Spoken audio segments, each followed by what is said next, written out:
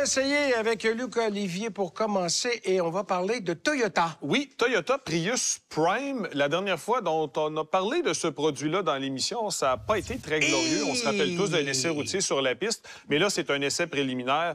J'ai eu la voiture pendant quelques heures. C'est un lancement, effectivement. C'est une toute nouvelle génération et on va se le dire, méchant pétard. Sérieusement, d'un point de vue de design, Toyota frappe tout un changement. Sérieusement, on passe du petit canard boiteux, pas très cute, à la reine de beauté. Honnêtement, j'aime beaucoup le design de la reine de beauté. Alors, sérieusement, je trouve ça vraiment beau. Et le fait aussi qu'on n'a pas lésiné sur les moyens, entre parenthèses, notamment avec des jantes de 19 pouces. Là, on assume, on le meuble, le puits de roue. Là, on n'a plus des roues de brouette là, pour sauver donc ben du carburant.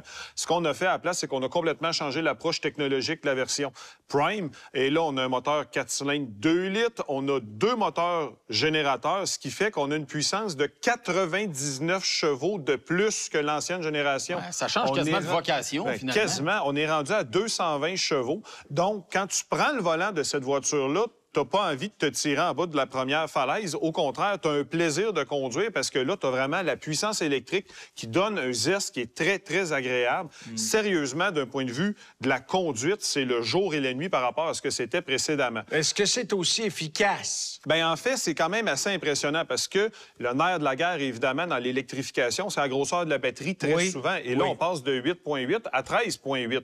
Donc, on a une batterie qui est beaucoup plus grosse, ce qui nous donne, en fonction de la version, une autonomie jusqu'à 72 km purement électrique. Jusqu'à, ça me rassure pas parce qu'en tellement. fait, on a 2 grosseurs de roues. Sur le 18 pouces, tu vas avoir 72 km, mais sur le 19, comme le modèle à l'essai, bien là, nécessairement, tu as une concession. Tu descends à 64 km. Mais quelqu'un qui conduit avec un 9 en dessous du pédalier, sans trop de difficulté, tu es capable d'excéder ça.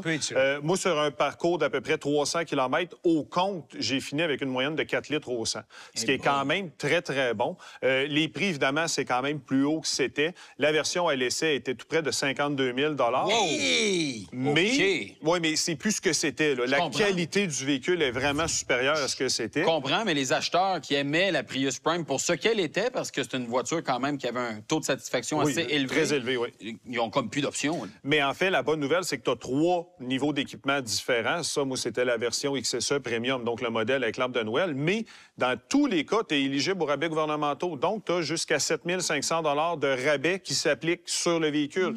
Donc, ça permet vraiment de rabattre le prix à un niveau qui est quand même plus décent. Demeure plus cher que l'ancienne. Oui, mais t'en as autrement plus. Ça, je peux te le garantir. Les taxes à peine. Ben, exactement, les taxes en fait. Donc, ça reste quand même une voiture hybride. Là. Il faut pas... Oui, hybride rechargeable quand même, mais qui est vraiment, vraiment supérieure à ce qu'elle était. Ben, nous, on vous recommande d'attendre, sérieusement.